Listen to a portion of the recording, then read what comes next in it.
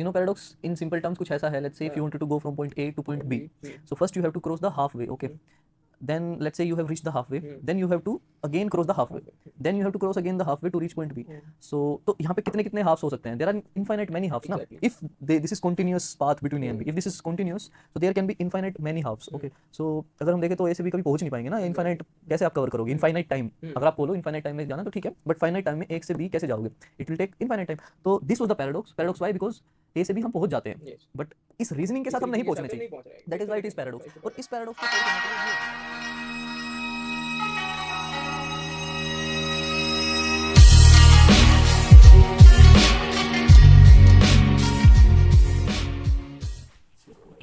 Mic लगा ले. कहाँ लगाना है? अरे मतलब वो कैमरा चल रहा नहीं, मैं बताता कहाँ लगाना. यार ये अनफिल्टर्ड हो गया क्या? तो अभी हम बिल्कुल अनफिल्टर्ड रो बातें करेंगे, ठीक है. हाँ, और कट कर देंगे जहाँ पे हमें लगा कि अभी नहीं. ये सही चल रहा है? सही लग रहा है. हाँ ठीक है ठीक है.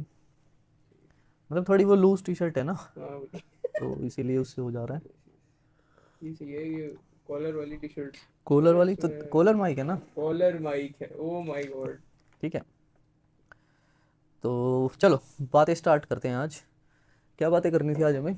आज हमें करनी थी इंपॉर्टेंट बातें. ठीक है, तो इंट्रोडक्शन करना है क्या पहले? इंट्रोडक्शन तो कर ही सकते हैं. ठीक है, इंट्रोडक्शन करते हैं.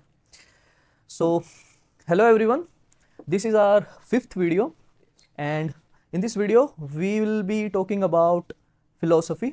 This is our first conversation about philosophy and we will introduce you also to philosophy with the pre-Socratic philosophical ideas. So we'll start with those philosophers, the OG philosophers. Yes. Okay. OG philosophers. And in the beginning, as Sahil said, we are also learning and we will keep on learning along the way. Yes. So we are also new to philosophy, but this is something that has intrigued us both for a long time. And I think after listening to this whole episode, our objective is we can make a lot of people feel interested in this domain. And we are not professionals. We are reading some stuff. We are listening to some podcast. Okay, we are watching movies, exploring philosophies through movies also. तो इस तरीके से हम philosophy भी हम लोग सीख रहे हैं और जो हम सीख रहे हैं उसको हम थोड़ा सा कन्वर्सेशंस के थ्रू आपके साथ शेयर करेंगे. ठीक है, तो इस कन्वर्सेशन में हम स्टार्ट करेंगे प्री सोक्रेटिक फिलोसोफर्स के साथ. तो let's start the episode. Okay. So but before beginning talking about pre-Socratic philosophers, let's just get a few questions out of the way. जैसे हमने बोला कि हम तो क्यों इंटरेस्टेड हैं, जैसे हम लोग तो क्यूरियस हैं. हमने अपने उसमें भी मेंशन कर रखा है डिस्क्रिप्शन में भी कि we always like to think how things work, why things are the way they are. But कि why philosophy and why philosophy we are talking about it today.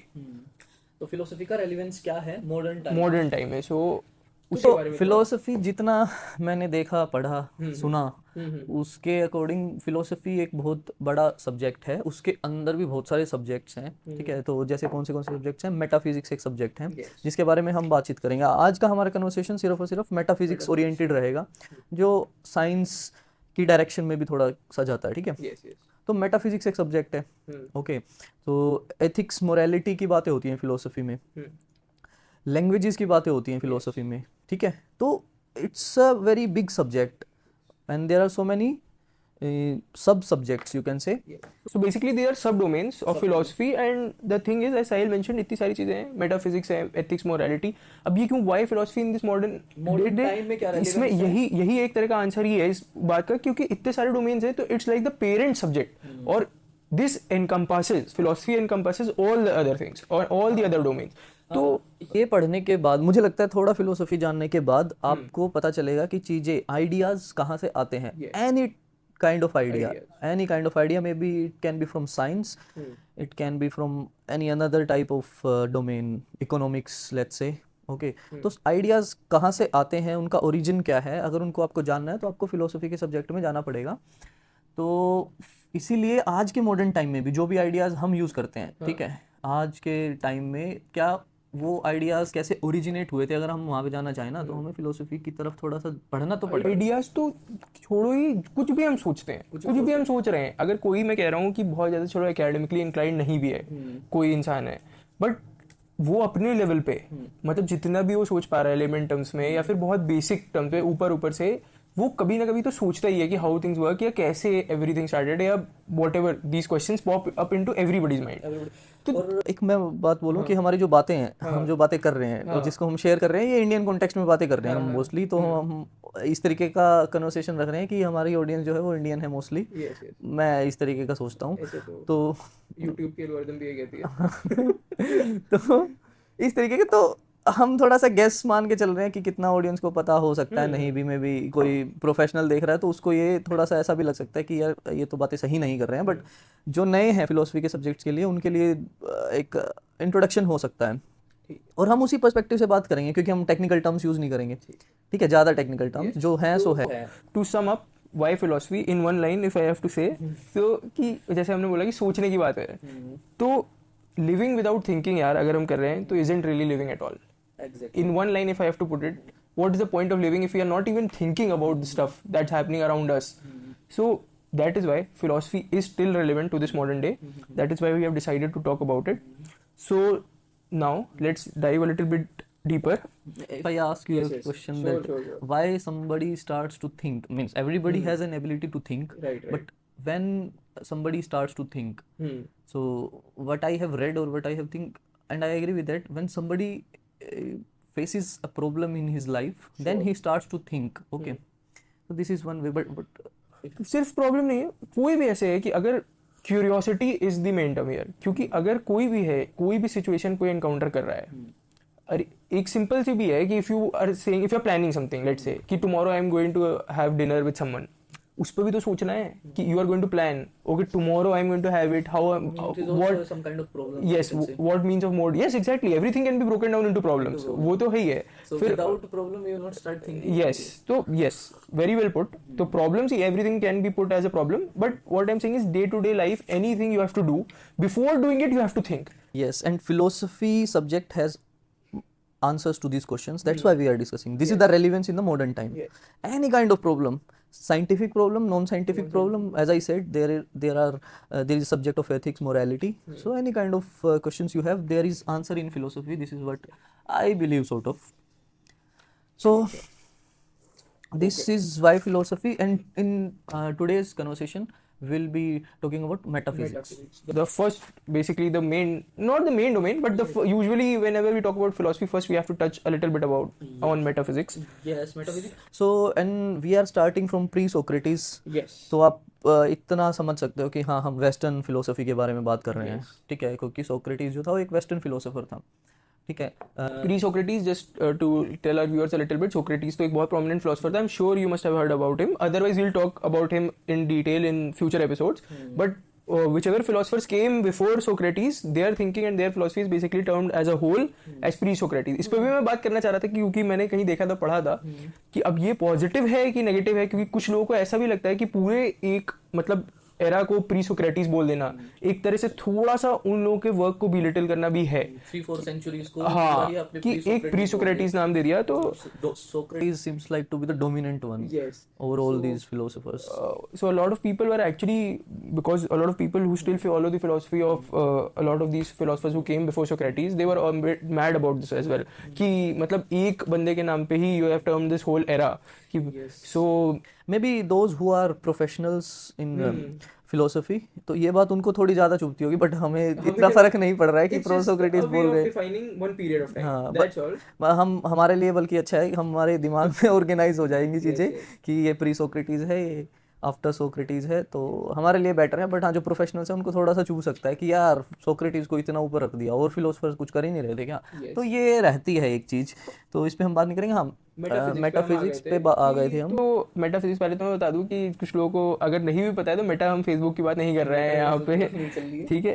तो बेसिकली हम लेट्स डाइव इनटू दिस कि what really is metaphysics, ठीक है। It's a branch of philosophy, basically a sub domain of philosophy, and this really asks very big questions ki like questions about nature, what is reality, what exists, what is the nature of nature, yes. What really exists, yes. So is there anything that we can see beyond touch or feel beyond touch, so all these very big questions are answered. So universe metaphysics, इसके अंदर देखो physics भी involve है, और physics is study of our nature, how nature works, how things which exist in our nature, how those things work. Okay, what is the basic principle? Metaphysics 2 word से बना है. Meta Greek में उसका मतलब होता है बियॉन्ड, और physics हमें पता ही है, physics we are talking about कि एनी फिजिकल थिंग्स और how things basically physical things work. Physics तो बहुत ब्यूटीफुल स्टडी है ही है कि अब वो तो साहिल बता ही पाएंगे काफी डीप में, बट ठीक है. तो मतलब it is saying कि even beyond that, even beyond physical things, so this is what literally metaphysics means. And yes, तो हम ठीक है, हम बात करेंगे इस पे. ठीक है, तो let's dive into those philosophers. it's basically the study of what lies beneath what we can see. Yes, so invisible things, और मतलब what है क्या भाई, ये हमारा यूनिवर्स जो है वो कैसे बना है, किस चीज से बना है, व्हाट इज, यही से. तो ये इस तरीके के क्वेश्चन जो लाई करते हैं वो मेटाफिजिक्स में लाई करते हैं ऑब्वियसली. वो जो डोमेन और ब्रांच ऑफ फिलोसफी है वो मेटाफिजिक्स है. किस चीज से बना है, यहीं से हम सीधे सेगवे लेके चलते हैं एक, कि कुछ लोगों को लगता है कि पूरा यूनिवर्स पानी से बना है. तो now let's start talking about the OG philosopher, the first philosopher. और ये हम नहीं कह रहे हैं, by the way, this is the most well accounted thing and most well understood thing and most accepted thing, let's say, कि the first philosopher, most of the people say that it was Thales of Miletus. ठीक है, तो थोड़ी बात करते हैं. So he was the first philosopher.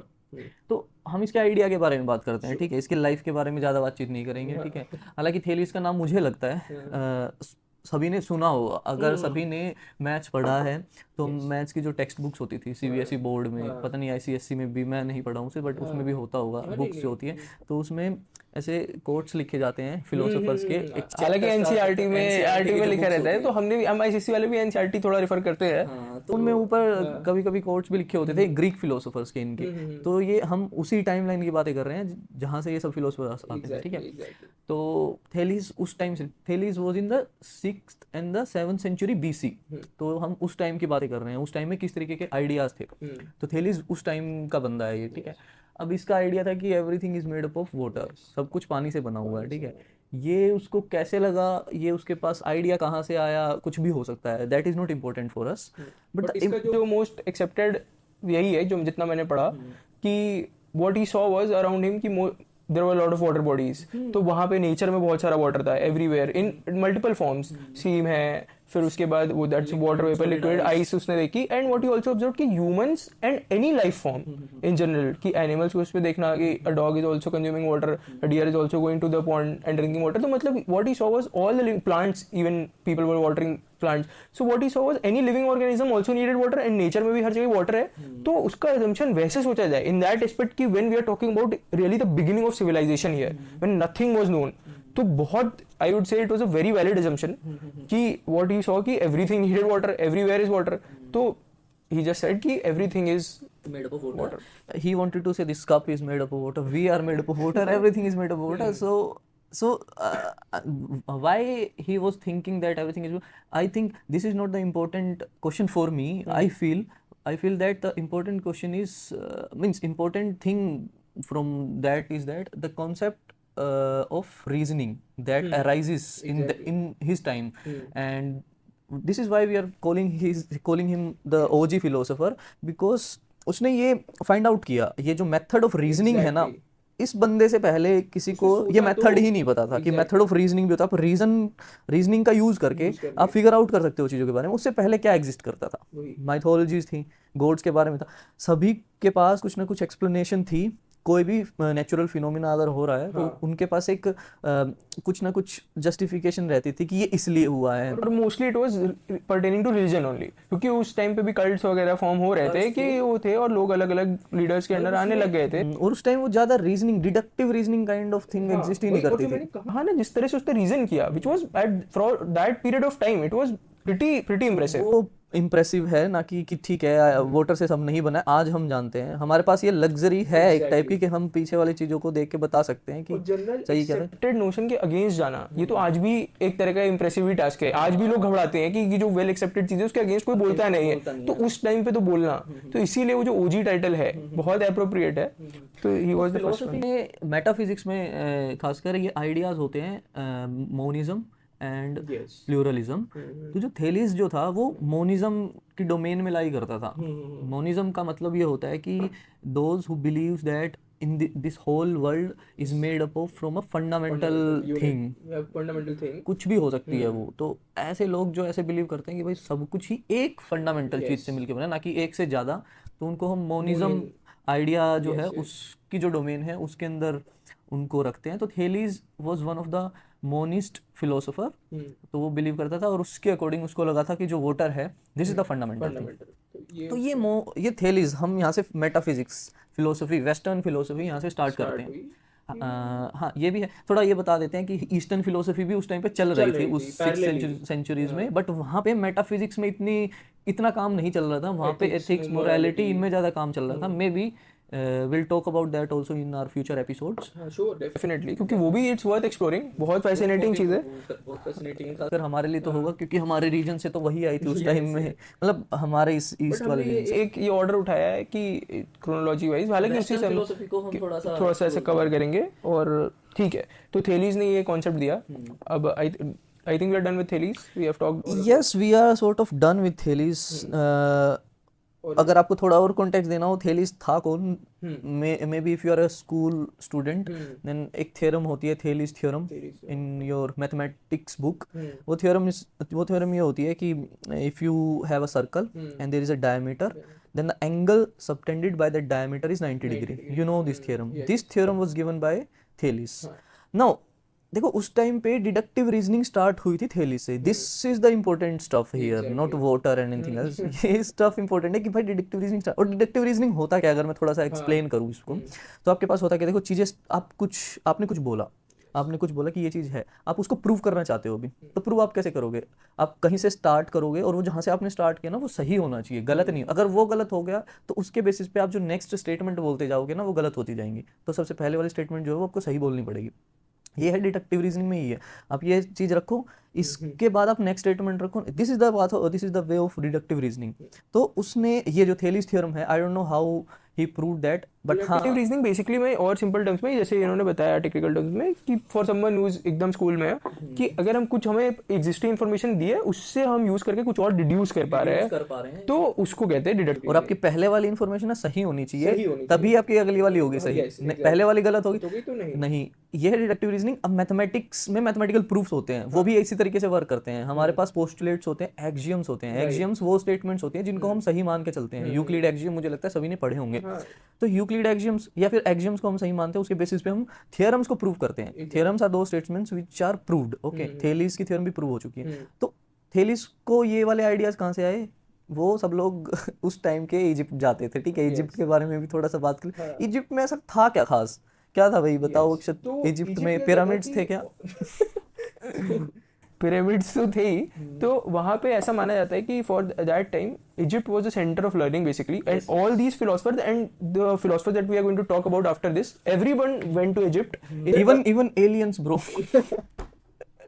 उसके लिए कोई एक आप सीरीज बता रहे थे, कौन सी? एक एंशिएंट एलियन करके। एंशिएंट एलियंस देखिए, तो आप उसको ये नहीं बोल रहे कि वो देखो आप लोग, बट उसको ऐसे वो हम तब बोलेंगे जब वो स्पॉन्सर करेगा। अभी हम नहीं बोल रहे, बट वो ऐसे एक फन के लिए आप देख सकते हो। इस चैनल पे आती थी बहुत पहले, अभी भी आती है, कुछ एपिसोड्स बनाते हैं। उनका कहना ये, देखो हम बता रहे हैं कि इजिप्ट में ना बहुत नॉलेज थी, वहाँ पे लोगों को ज्योमेट्री आती थी। पहले वो वाला बता दो, एंशिएंट एलियन वाला। फिर मैं बताता हूँ। एंशिएंट एलियन एक ऐसा शो था उसमें उनका बोलना था कि इजिप्ट के जो लोग थे उनको इतनी नॉलेज कहाँ से थी। तो उनका कहना था कि भाई यहाँ पे एलियंस आए थे, उन्होंने उनको नॉलेज दी और वो चले गए, पता नहीं कहाँ गए, वो वापस आ नहीं पा रहे हैं, वो पता नहीं क्यों नहीं आ पा रहे। पिरामिड्स में कुछ है, तो ये आप देख लेना for more context ancient alien. But jokes apart, now coming to why Egypt was very important, क्योंकि every philosopher in their early life, क्योंकि ये लोगों ने प्रीचिंग और ये टीचिंग वाली बात और ये अपनी बातें करना ये बहुत बाद में स्टार्ट किया, when they were in their late 30s या 40s। अर्ली लाइफ में 20s में they all went to Egypt. अब इजिप्ट के सेंटर ऑफ लर्निंग था, वहां पे जो ये प्रीस्ट थे they were supposedly very learned, ठीक है। उनके पास ये सारी नॉलेज अक्यूमुलेटेड थी, and what they used to do is they used to impart knowledge to all the people coming in from various part. तो जितने भी आप देखोगे ग्रीस फिलोसफर्स के ओरिजिन देखोगे, इटालियन फिलोसफर्स के ओरिजिन देखोगे, इन्होंने बाद में अपने अपने रीजन में गए तो अलग अलग स्कूल्स ऑफ थॉट जनरेट हुए। अगर लेकिन आप उसका कॉमन पॉइंट निकालोगे पीछे जाके कहीं भी, तो everybody gained there primary source of knowledge was Egypt only, Egyptian priest. तो बहुत सिग्निफिकेंट प्लेस है फिलोसफी के वर्ड में इजिप्ट, सिर्फ पिरामिड के लिए नहीं जानी जाती है। तो यहाँ पे इजिप्ट अभी हम बात करेंगे, अभी हमने थेलिस की बात करी, ठीक है। तो हम चलो बताते हैं, थेलिस था, उसका स्टूडेंट था स्टूडेंट, अगला फिलोसोफर एनेक्सिमेंडर था, ठीक है। तो उसका चलो एक और इंट्रोड्यूस कर ही देते हैं एक बार, लाइन से चलते हैं एनेक्सिमेंडर, क्योंकि उसका भी ऐसा था कि उसने भी ये तो मैं बोलना ये चाहता था कि जितने भी ये वाले जो फिलोसफर्स थे जिनकी हम आज बात कर रहे हैं, सभी इजिप्ट गए थे, इजिप्ट गए थे, वहां से इन्होंने नॉलेज गेन की थी, ज्योमेट्री की नॉलेज हो या किसी भी चीज की, तो वो लेके वापस आए थे या कहीं वहां रहे थे, जो भी। हम आगे भी जो बात करने वाले हैं इवन इटालियन फिलोसफर्स की भी, जो हो सकता है इस एपिसोड में नहीं करें, नेक्स्ट एपिसोड में भी करें, सब गए थे इजिप्ट। प्री सोक्रेटिस तो थे ही, ये तो हमने एस्टैब्लिश कर ही दिया कि pre Socrates Egypt was a very very important place in philosophy, in the world of philosophy, ठीक है। तो चलो एनेक्सिमेंडर की हम बात कर रहे थे, थेलिस का ही स्टूडेंट था, तो इसकी ऑब्वियसली तो जो बेस लर्निंग थी तो उसी से स्टार्ट हुई, लेकिन थोड़ा सा इससे कॉन्सेप्ट के इंट्रोड्यूस किया, एपेरियन का कॉन्सेप्ट। तो क्या था एपेरियन मतलब होता है बेसिकली, अगर नॉर्मल टर्म से बोलें तो इनडेफिनिट या फिर बाउंडलेस कोई चीज हो। ये भी मैं लिमिट पे भी बोलना चाहूंगा, लिमिटेशंस पे मैं कुछ बोलना चाहूंगा। लिमिट देखो, कोई भी चीज है उसका मीनिंग कैसे डिसाइड होता है, उसकी लिमिटेशंस डिसाइड करती हैं। लिमिटेशंस का देखो एक नेगेटिव कोनोटेशन है कि लिमिटेशंस, आपकी लिमिटेशन हो गई है किसी कैमरा की लिमिटेशन है तो हम बोल नहीं पा रहे हैं, नेगेटिव तो नहीं, मैं लिमिटेशन जो वर्ड है उसकी बात कर रहा हूँ। जब भी हम ये बोलते हैं कि इसकी कुछ लिमिटेशंस हैं, तो हमें लगता है हम उसकी नेगेटिव कमियां देख रहे हैं, है ना, ऐसा लगता है। बट लिमिटेशंस होना बहुत जरूरी है, क्योंकि अगर किसी चीज की लिमिटेशन है ना, तो उसको एक मीनिंग देती है वो चीज, ठीक है। मेरी लिमिटेशन है कुछ होंगी तभी मैं साहिल हूँ, अदरवाइज मैं तो सब कुछ होता है ना। अगर किसी चीज की लिमिट ही नहीं है ना, then it can be everything. मैं बोलता हूँ लेट्स से इस कप की कुछ लिमिट नहीं है, मतलब इसकी लिमिट है, ये साहिल नहीं बन सकता ना, इसकी लिमिट है, मतलब ऐसे तो। बट वो जो अपेरियन की बात कर रहा है अपेरियन की बात कर रहा है, तो वो बोल रहा है कि इट इज लिमिटलेस। तो इस वे में मुझे लग रहा है कि वो लिमिटलेस की बात कर रहा है। देखो हम प्रोफेशनल्स नहीं है, मैंने डीप में नहीं हमने पढ़ा है कि बिल्कुल जाके, बट मुझे लगता है इसमें वो बात कर रहा है कि देयर इज समथिंग जिसकी कुछ भी लिमिट नहीं है। If it has no limits, it can be anything, it can be everything. तो ये व्हाट ही सेड कि ये जो कॉन्सेप्ट है of boundless indefinite, this encompasses everything else, तो उसने बात की कि डाइवर्सिटी है बाकी चीज में, जैसे ही मेंशन्ड कि ऐसे कॉन्सेप्ट्स है हॉट कोल्ड वेट ड्राई, ये सारे कॉन्सेप्ट्स उसने मेंशन किए। ऑपोजिट्स की भी उसने बात की, अपोजिट की उसने ये बात की थी कि अपेरियन है वो लिमिटलेस है, उससे सब कुछ बन सकता है। वो बोला जब बनता है तो अपोजिट्स में बनता है, लाइक हॉट बना है तो कोल्ड भी बना हुआ, मतलब एक होल क्रिएट हो जाएगा, अगर हॉट निकल गया तो कोल्ड बचा। तो इस तरीके से दिन रात सारी चीज बाउंड है एक बाउंडलेस चीज में, तो ये भी एक तरह का वो है कि दिस काइंड ऑफ आइडियाज। तो ये इसने इस तरह का बोला, एक थोड़ा एब्स्ट्रैक्ट प्रिंसिपल था इसका, बट इसने वॉटर को रिप्लेस करके, जो इसके टीचर थे उसका आइडिया रिप्लेस करके वहां पे अपेरियन को सब्स्टिट्यूट कर दिया, अपेरियन को बस ये सब्स्टिट्यूट किया। इसके बाद एक और इसका स्टूडेंट आया, एनेक्सिमेनीज। उसका क्या आइडिया था, उसका फंडा, वो भी एक मोनिस्ट ही होगा, क्योंकि उसके टीचर्स अगर मोनिस्ट है तो वो भी मोनिस्ट ही है, क्योंकि इनके जो प्राइमरी जो सोर्सेज थी ऑफ नॉलेज की, वो अपने ऑफ कोर्स उनके मेंटर से आई थी, उनके टीचर से आई थी, तो उस पे एकदम अगेंस्ट नहीं गए, थोड़ा उसमें ऐड ऑन करते गए, मॉडिफाई करते गए। तो इसने बोल दिया कि अब जो प्राइमरी सब्सटेंस है, इसने बोल दिया कि एयर है, तो इसके लिए अब हवा बन गया। तो हवा पानी सब चीजों की बातें हो रही हैं यहाँ पे। फायर किसी ने नहीं बोला यार, या फिर कोई होगा जिसने फायर भी बोला होगा। अभी हम हो सकता है हम देखेंगे, ये आप लोग कमेंट्स बताओ कि फायर किसने बोला था। तो उसको लगा कि भाई ये अभी एयर है फंडामेंटल्स, ठीक है, क्योंकि उसको ये भी लगा कि एयर की डेंसिटी चेंज करके भी बहुत सारी चीज बन सकती हैं, तो उसने ये कॉन्सेप्ट एग्जैक्टली, तो यस, तो इसने इसको लगा, और ये इससे ज्यादा चीजें बन सकती हैं, वाटर से भी ज्यादा, तो इसीलिए इसने इसको प्राइमरी सब्सटेंस बोला।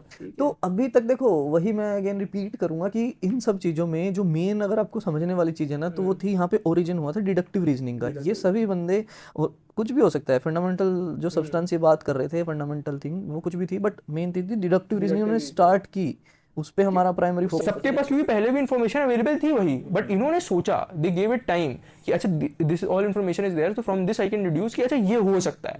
दे गेव अ थ्योरी ना कि अच्छा ये हो सकता है, और which was well accepted for that time being. फिर उसके बाद ऑब्वियसली उसमें इंप्रूवमेंट्स हुए, जैसे हम देखेंगे, बट ये बहुत बड़ी बात है कि they made that step, they made that leap कि okay now we have to use this information and deduce something from it. So yes, deductive reasoning is a very integral concept. So we have talked about these three. Thales, Anaximander, Anaximenes. ये तो exactly एक chain ही थी। बाकी एनेक्सिमीनीज का भी एक student था, जिसकी हम नेक्स्ट एपिसोड में बात करेंगे, जिसको मुझे लगता है हर बंदा जानता है, हर बंदा नाम तो लिया है सबने एक बार। किसकी बात कर रहे हो आप? पाइथागोरस का नाम सुनने अब पाइथागोरस जिसने नहीं पढ़ा है तो उसने कभी मैथ्स नहीं पढ़ी होगी शायद, क्योंकि मुझे लगता है पाइथागोरस तो फिफ्थ सिक्स में पढ़ाते हैं क्लास में, तब तक तो सभी की मैथ्स कंपलसरी होती है। ये तो पढ़ा होगा सभी ने। तो पाइथागोरस तक हमारा वीडियो अभी नहीं पहुंच पा रहा है सपोजिटली वो ज्यादा लर्नेड थे वैसे तो हाँ, उन्होंने ही तो नॉलेज दी यार हमें, नहीं तो आज हम कहाँ बात कर रहे होते। ठीक है तो यार कोई एलियन सपोर्टर कमेंट बना आ जाए तो भाई मैं जानता हूँ मेरे बगल में रहता है ऐसा बोल देगा। ठीक है ठीक है चलो, तो moving on to the next philosopher. तो पाइथागोरस की आज हम बात नहीं करेंगे, थोड़ा सा नहीं बात करेंगे, वो काफी वास्ट चीज है। Pythagoras was a very prominent figure not just in the field of philosophy but also in the field of maths. तो उस पे हम काफी डिटेल में बात करेंगे in the next episode. Probably our first philosopher would be Pythagoras, थोड़ा सा स्नीक पीक है। बट अभी हम चलते हैं नेक्स्ट पे, एनाक्सिमेनीज के बाद हम बात करने वाले हैं किसकी? हेराक्लाइटस। ठीक है, हेराक्लाइटस की बात करेंगे हम। तो इसकी ना काफी ऐसे पैराडॉक्सिकल स्टाइल थी, इसको रिडलर भी कहते थे। हाँ, इसका निकनेम था रिडलर है, थोड़ा सा क्रिप्टिक और ऐसी स्टाइल थी इसकी बोलने की। बट इसने भी यही बोला, एक ही चीज की बात की इसने भी, फंडामेंटल मोनिस्ट तो ये भी था कहीं ना कहीं। मतलब ये भी बहुत बड़ी बात है कि जो जितने फिलोसफर आए इन्होंने इतना इन्फ्लुएंस किया आगे वालों को कि अभी ये मोनिज्म से हट नहीं पा रहे हैं। बस वो अपना प्राइमरी सोर्स और प्राइमरी एसेंस जो है वो चेंज कर रहे हैं, but they have still not left the concept of monism.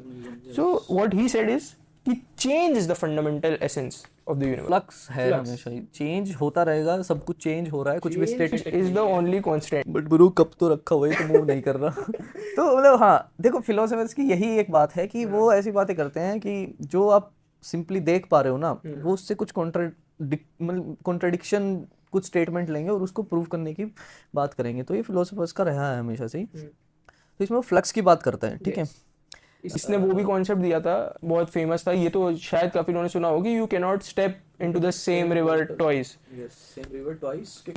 पानी समझा देते हैं, इसका मतलब कि मे बी कि अगर लेट्स से एक रिवर है, उसमें आपने पैर रखा है, तो जो पानी आपके पैरों को टच कर रहा है वो आगे की तरफ बढ़ जाएगा। ठीक है, मतलब तो वही सेम वाटर आपके पैर को दोबारा टच नहीं कर पाएगा। आई थिंक इतना तो समझ में आ जाता है। तो वो ये बोलना चाह रहा था कि ऐसे ही हमारी लाइफ में जो भी फिजिकल चीजें हैं ना, वो सब एक कांस्टेंट फ्लक्स में है, स्टैटिक नहीं है। ठीक है, तो this was the idea of Heraclitus. ये फिर भी थोड़ा सा एक यूनिक एंगल था, क्योंकि अभी तक हम एक प्राइमरी एलिमेंट की बात कर रहे थे, या ऐसा हम बोल रहे थे कि मतलब कोई एक थिंग की बात हो रही थी या कोई भी चीज की बात हो रही थी, फंडामेंटल यूनिट की। इसने फिर भी एक कॉन्सेप्ट को बोला कि चेंज, क्योंकि change is not a thing, तो change is the primary essence of the universe. So I think it was, ठीक है, थोड़ा आइडिया ऑफ हेराक्लाइटस। और ये काफी इंटरेस्टिंग कैरेक्टर था। ठीक है, देखो हाँ, ये इंटरेस्टिंग कैरेक्टर था। उससे पहले हम थोड़ा सा डिस्क्लेमर भी दे देते हैं यार। देखो फिलोसफी का जो सब्जेक्ट है, ये जैसे हमने बात की, थेलीस ने को लगा कि फंडामेंटल जो थिंग है वो वाटर है। अब ये देखो, हमने थोड़ा सा देखा कि ये जो चीज़ें थी ना, वो उस टाइम पे लिखी गई थी अपनी एक लैंग्वेज में, ग्रीस लैंग्वेज में लिखी गई थी। वाटर नहीं लिखा था वहाँ पे, वर्ड वहाँ पे और कुछ वर्ड लिखा हुआ था। अब वो बाद में ट्रांसलेशंस हुए, ट्रांसलेशन के बाद उनको लगा कि इसका मतलब वाटर हो सकता है। तो ऐसे ऐसे करके बहुत सारी चीज़ें ट्रांसलेशंस में चेंज हो जाती है, इंटरप्रिटेशंस होती हैं। मैं यही बोलना चाहूंगा, किसी ने अगर लैंग्वेज स्टडीज भी कभी भी पढ़ा हो तो इट इज ऑलवेज रिटन, क्योंकि वो अब ये हम ग्रीक में लिखा गया था, इटालियन में कुछ बातें लिखी थी, इजिप्शियन में लिखी थी, तो मतलब इट इज ऑलवेज सेड कि ओवर द इयर्स जो ट्रांसलेशन में ना, a lot of the information it gets morphed a little bit, थोड़ा थोड़ा सब लोग अपना, और मान लो कोई और लिख रहा है या ट्रांसलेट कर रहा है तो अपना भी कभी कभी टच दे देता है, एग्जैक्टली वो नहीं होता, और कभी कभी हर लैंग्वेज में सेम एग्जैक्ट मीनिंग भी नहीं होती है। और स्लोली ओवर द इयर्स ऐसे इतने सारी बार ट्रांसलेशन होके आज ये बातें हमारी आती हैं। बहुत सारी उन्होंने फिलोसफर्स ने लिखी है, उन्होंने अपना कुछ टच डाला होगा, और फिर उनके फॉलोअर्स ने कुछ उसमें हल्का फुल्का फिर अपने मन से भी चीज, क्योंकि इन्होंने ना खुद सारी बातें नहीं लिखी थी या उससे लिखी थी, बहुत सारी कुछ था ही नहीं, बाद में लिखा गया है उनके फॉलोअर्स के। तो take everything with a little bit of pinch of salt. और स्पेशली चलो ये ओवरऑल कॉन्सेप्ट्स तो फिर भी वेल एक्सेप्टेड है कि वाटर की बात हो रही है, इसमें ये बात हो रही है। जब हम पर्सनल लाइफ के बारे में, उनके नेचर के बारे में बता रहे हैं, वो तो थोड़ा फिक्शनलाइज भी, I have read many places कि थोड़ा बहुत करते ही हैं लोग, बट फिर भी हम बता देते हैं कि हेराक्लाइटस के बारे में थोड़ा सा ये बात थी कि वो काफी एकदम थोड़ा सा रूड बिहेवियर था, अलग अलग रहता था। मतलब he didn't even want to interact with anyone, अगर कोई उससे बात करने भी आता था तो बल्कि वो भगा देता था कि this is a waste of time. What he wanted to do is, वो बेसिकली उस टाइम का प्रोडक्टिव बंदा था, जिसको हम आज प्रोडक्टिविटी कहते हैं ना, प्रोडक्टिविटी नर्ड है ये, बैठा हुआ है, हाँ, कि मतलब सोच रहा है, उसको ये लगता था कि ये बहुत इंपॉर्टेंट है, ये ना हो जाए कि टाइम वेस्ट ना हो जाए कि मैं किसी से सोशलाइज कर लूं। तो ऐसा माना जाता स्टोरी था। है कि हाँ, मरा कैसे मरा था? कैसे था उसमें। बताओ स्टोरी कैसी थी वो स्टोरी ऐसे कुछ थी कि उसको कुछ एक डिजीज था, तो उस डिजीज के लिए वो डॉक्टर के पास जाता है और वो डॉक्टर बोलता है कि तुम्हें ये हुआ है तो ये करना पड़ेगा, बट वो रूड था, ठीक है, रूड था और थोड़ा सा स्टबर्न भी था। तो वो बोला कि नहीं भाई मैं तेरी बात तो नहीं मानने वाला। उसको कुछ ऐसा था कि उसकी बॉडी में जो एक्स्ट्रा वाटर होता है वो कलेक्ट कुछ एक नाम है इस डिजीज़ का, एडिमा समथिंग, ठीक है। तो वो उसको था, तो वो कहता कि नहीं भाई मैं नहीं तेरी बात मानूंगा, क्योंकि उसको जो लगता था सही वो करेगा। बट वो काफ़ी बूढ़ा भी हो चुका था उस टाइम पे, ये स्टोरीज है ऑब्वियसली, ठीक है। तो वो जाता है धूप में बैठ जाता है, उसको जो अपना कॉन्सेप्ट जो उसको रीजनिंग समझ में आई, उसे ये पता था कि धूप से गर्मी तो आ रही है, पानी जो होगा वो निकल के इवेपोरेट होके चला जाएगा ऐसे ऐसे करके। तो भाई वो बंदा वहीं पे मर गया, लेकिन उसने उससे शायद कुछ ऐसा भी था, साइंस अपने आप को कवर वर कुछ किया था, वो वहीं पे कुछ ऐसा था और फिर वो वहीं पे मतलब, लेकिन ही वाज सो परसिस्टेंट कि अपने इतना एडमेंट था वो कि वो वहीं रहा। वो उसको लगा कि ये नहीं यार मैं सोच रहा हूँ तो मैं सही सोच रहा हूँ, और सन के सामने ही रहा। एंड ही मतलब ये ही एक्सेप्टेड थॉट है कि वो ही डाइड देयर। हाँ, तो हिराक्लिटस इंटरेस्टिंग बंदा था, ठीक है। और जितना मैं थोड़ी बहुत और सुना है, फिलोसफी पढ़ा है, तो उस मुझे ये भी पता है जो कांस्टेंट फ्लक्स वाला आइडिया है, हम आइडियाज़ की बातें कर रहे हैं ना, तो आइडिया जो है वो बाद में भी कुछ फिलोसफर्स है जो यूज़ करते हैं। हम उन फिलोसफर की अभी बात नहीं कर रहे हैं, जैसे हेगल बहुत बड़ा फिलोसफर था, तो हेगल ने भी इसको बाद में यूज़ किया है कि सब चीज़ें फ्लक्स में रहती हैं। फ्लक्स मतलब एक और ऐसे भी समझ सकते हो कि मतलब आप बोलते हो कि कुछ भी फिक्स नहीं है, एब्सोल्यूट नॉलेज, एब्सोल्यूट कुछ नहीं है, ठीक है। मैं बोलता हूँ कि रात है, ठीक है, बट थोड़ी देर बाद अगर मैं पूछूंगा आपसे, लेट्स से 12 घंटे बाद, तो वो दिन हो जाएगा ना। तो ऐसे है कि कुछ हर चीज फ्लक्स है, हर चीज मूव कर रहा है। आज के दिन में भी तो change is the only constant is a very famous saying. Constant exactly. तो ये एक ट्रांसलेशन में ये भी बताते कि हिराक्लिटस का ही है ये ओरिजिनल। तो देखो पहला थॉट तो उसने ही दिया है, जितना अभी हमें पता है, हमारे जितने हमारे लिमिटेशंस हैं उसको लेके तो हमें इतना ही पता है। बाकी आई होप अभी तक हमारी कन्वर्सेशन से ये चीज़ें क्लियर हो जानी चाहिए। थेलिस कौन था, Anaximander, Anaximenes and Heraclitus and their ideas along with the word limitations, ये हमारी ऑडियंस को पता चल जाना चाहिए अभी तक, ठीक है। तो इसके बाद हम प्रोसीड कैसे करें, कौन सा फिलोसफर था इसके बाद? इसके बाद था, और ये मैं एक और पॉइंट मेंशन करना चाहता हूँ कि यहाँ पे ना अभी जो पहले जैसे बताए थे रिलीजियस थोड़ा कॉन्टेक्स्ट ज्यादा था, तो माइथोलॉजिकल थोड़ी ज्यादा वो थी। ये अब हम एकदम रीजनिंग की एज में अब धीरे धीरे एंटर कर चुके हैं प्रॉपर। अब जनरल पब्लिक भी रीजन करने लग गई थी। This was like a big shift from mythos to logos, which exactly means reason, so reasoning. So this was a great shift basically in the world that was happening, and it was facilitated by the thought of these philosophers only. तो इनका बहुत importance रहा है। और जो तुमने word use किया logos, logos भी है एक वर्ड जिसका मतलब रीजनिंग भी है। ये ओरिजिनल काइंड ऑफ वर्ड है, ग्रीस है, तो ग्रीक वर्ड ही है। So let's move on to the last philosopher that we are going to talk about today. ठीक है, इसमें before Pythagoras. So इसका नाम भी मुझे लग रहा है बहुत से लोगों ने सुना होगा। हाँ, डेमोक्रिटस तो बहुत फेमस है। और ठीक है, थोड़ा बिल्डअप तो देना चाहिए था ना, बताने से पहले। डेमोक्रिटस तो सबने सुना ही होगा। कोई नहीं, इसके मेंटर का नाम क्या आपने सुना है? वो भी थोड़ा कॉमन है, क्योंकि मैंने भी पहले ऐसे इवन लूसिफस भी काफी कॉमन नाम है फिलोसफी के वर्ल्ड में, ठीक है। ऐसे भी सुन के लगता है, मतलब ग्रीक एक थोड़ा ऐसा नाम भी है लूसिफस। तो ल्यूसिपस जो था वो इसका मेंटर था, और डेमोक्रिटस जो था वो मेन बंदा है।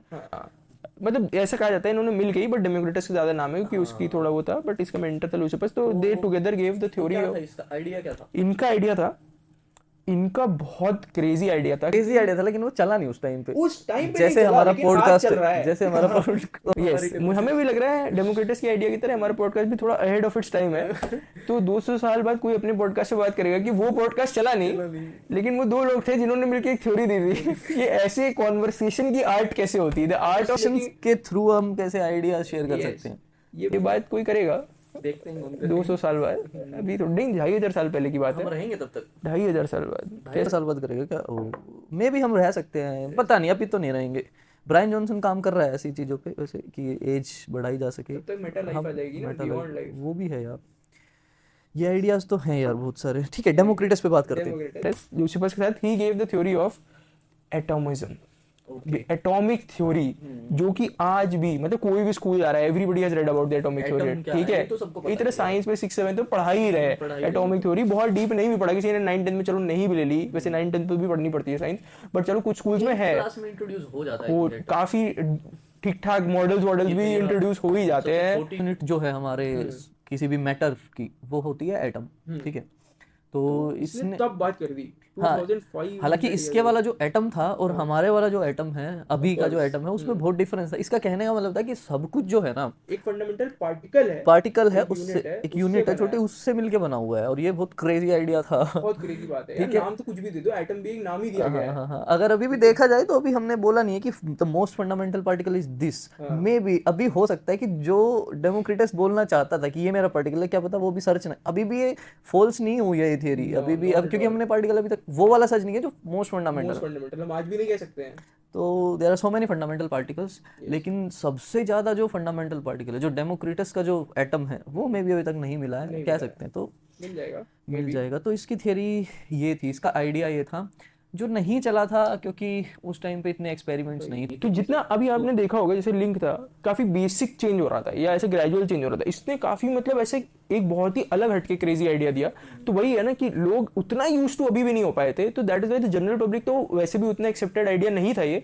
इवन बाद में जो बहुत बड़े फिलोसफर्स आए they also did not agree to his idea a lot। मतलब देखो प्लेटो, एरिस्टोटल, एवरीबडी सेड कि ये जो बातें हैं कि what he said about atomic theory, उनके जो आइडियाज थे वो तो ठीक थे, बाकी बहुत सारी चीजों पे एग्री भी किया, लेकिन this atomic theory even they did not agree to, क्योंकि उस समय तक कोई प्रूफ, ऑफ कोर्स साइंस के साइंटिफिक प्रूफ तो नहीं था, बट उसकी बात को भी उन्होंने बिल्कुल बैक नहीं किया। दे इवन, मैंने कहीं पे पढ़ा था, of course take this again with a pinch of salt, they even went to the limits of burning some of Democritus work, ताकि सारी तो नहीं, सारी नहीं, जो उनके पास होगी नहीं, उन्होंने हो सकता है अपने फॉलोअर्स से भी बोला था, काफी हद तक मैंने सर्कुलेशन में जो था जली थी, बट फिर भी कुछ वर्क्स बचे रह गए, तभी आज हमें पता है कि डेमोक्रेटस ऐसे बात बोली, क्या पता वो अगर पूरा ही जलवा देते तो हमें पता भी नहीं होती।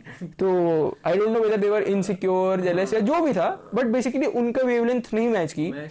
तो और अगर थोड़ी सी बात इस पे करें कि इसको ये आइडिया आया कैसे, तो देखो हमने फिलोसोफर्स की बात की, तो इसमें एक और कैरेक्टर को इंट्रोड्यूस कर देते हैं। Let's introduce Zeno, the crazy guy and with crazy paradox भी आई थिंक काफी कॉमन है ऐसे डेली लाइफ में, अगर सुनी होगी, नहीं भी सुनी होगी तो when he tells you the paradox तब शायद आप समझ जाओगे ये Zeno paradox. In simple terms कुछ ऐसा है, let's say if you wanted to go from point A to point B, so first you have to cross the half way, okay, then let's say you have reached the halfway, then you have to again cross the halfway, then you have to cross again the halfway to reach point B.